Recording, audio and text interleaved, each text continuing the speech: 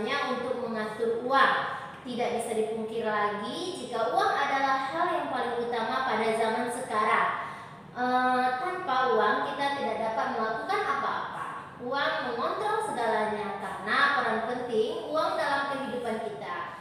Maka perlu kita sadari untuk lebih mengatur uang sebelum semuanya terlambat. Nah, belakangan ini semakin marak produk-produk yang menarik hati dan juga menarik uang kita.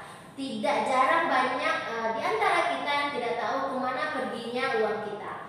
Kenapa hal ini bisa terjadi? Terkadang kita tanpa sadar, tanpa kita sadari membelanjakan uang kita tanpa pandang bulu atau tanpa mikir dulu untuk beli ini, beli itu, yang kadang kita sendiri tak tahu alasannya kenapa harus membelanjakan uang tanpa tujuan, alias hanya untuk pemborosan saja.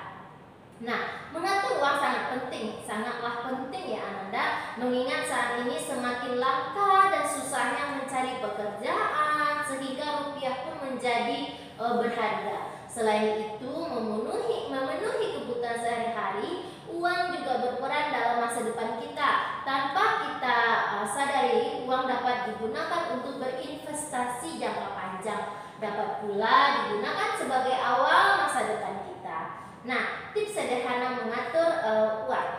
Yang pertama, utamakan kebutuhan primer. Hal yang paling berkaitan dengan efektivitas pengelolaan anggaran dalam rumah tangga atau pribadi adalah menghemat uang dengan hanya mengeluarkannya untuk keperluan saja yang benar-benar Ananda butuhkan. Seperti apa?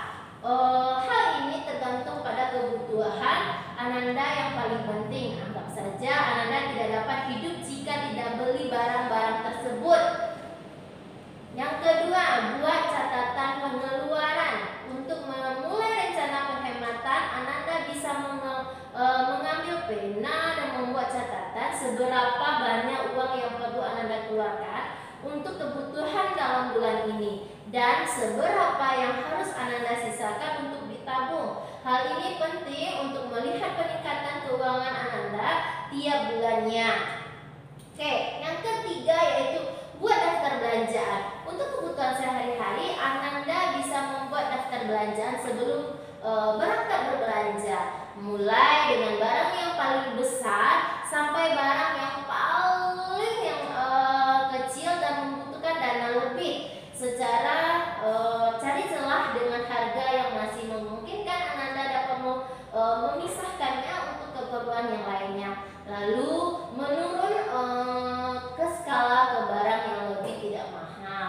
Orang yang tidak mempunyai daftar belanjaan biasanya akan terkejut di meja kasir ya. Oke, yang keempat yaitu jangan mudah tergoda. Banyak dari kita yang tergoda akan satu ini, diskon itu. Hindari bujukan diskon. Sebaiknya sebelum Ananda tergiur merogoh kocek atau uangnya untuk membeli barang berlabel diskon, pikir sekali lagi apakah barang tersebut benar-benar Ananda butuhkan. Oke, yang kelima, tabungan mini, yaitu sediakan kotak tabungan, masukkan uang-uang receh kembalian ke kotak tabungan, dan di akhir bulan Ananda bisa mengambilnya. Lumayan loh, kan dapat digunakan untuk bayar parkir dan hal-hal kecil lainnya di bulan berikutnya.